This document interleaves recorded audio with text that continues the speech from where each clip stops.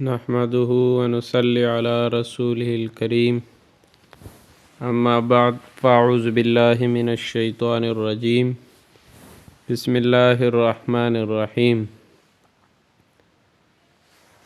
حضرت شاہ حکیم محمد اختر صاحب رحمہ اللہ کے ملفوظات میں سے ہے کہ کامل مسلمان کون ہے، کہ سب سے بڑا ایمان اور اسلام یہ ہے کہ اپنی ذات سے کسی کو تکلیف نہ دو۔ حضور صلی اللہ علیہ وسلم فرماتے ہیں، المسلم من سلم المسلمون من لسانہ و یدہ۔ بخاری شریف کی حدیث ہے، عمدۃ القاری میں اور فتح الباری میں اس حدیث کی شرح کو دیکھ لو۔ یہاں ایک محدث نے اشکال کیا کہ مسلمان وہ ہے جس کی زبان اور ہاتھ سے کسی کو تکلیف نہ پہنچے، تو زبان سے کون تکلیف دیتا ہے؟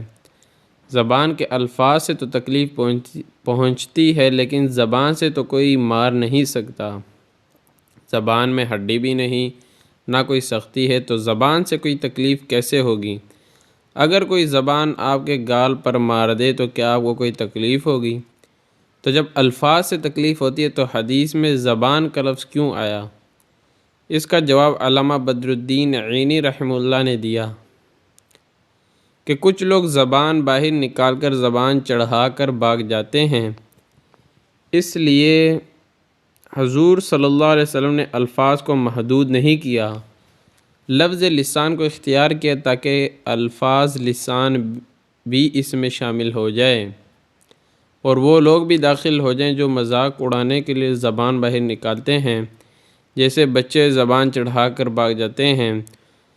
تو دوستو، جتنا تہجد و اشراق اور اللہ اللہ کرتے ہو، اتنا ہی فکر رکھو کہ ہماری ذات سے کسی کو تکلیف نہ پہنچے۔ کبھی غصہ میں تکلیف پہنچے تو اس سے معافی مانگ لو، پھر دیکھو اللہ کیسے ملتا ہے۔ جیسے کسی کے بچوں کو سنا کر باپ کے دوست نہیں بن سکتے، اسی طرح اللہ تعالیٰ کے بھی دوست نہیں بن سکتے جب تک اللہ کی مخلوق پر رحم نہیں کرو گے۔ لہذا اللہ کی مخلوق کو مت ستاؤ، اس بات کا خیال رکھو۔ ہمارے اکابر نے اس کا بڑا خیال رکھا ہے، رات دن اسی کی فکر کی ہے۔ حکیم الامت تھانوی رحمۃ اللہ علیہ اپنی مریدوں میں دن رات اسی کو دیکھتے تھے کہ کوئی کسی کو اذیت تو نہیں پہنچاتا، اور فرمایا کہ یہی تصوف کا حاصل ہے کہ تمہاری ذات سے کسی کو اذیت نہ پہنچے۔ لہذا اخلاق کی اصلاح کرو، اہل اللہ کی صحبت سے انشاءاللہ تعالیٰ تمہارے حالات، برے اخلاق درست ہو جائیں گے۔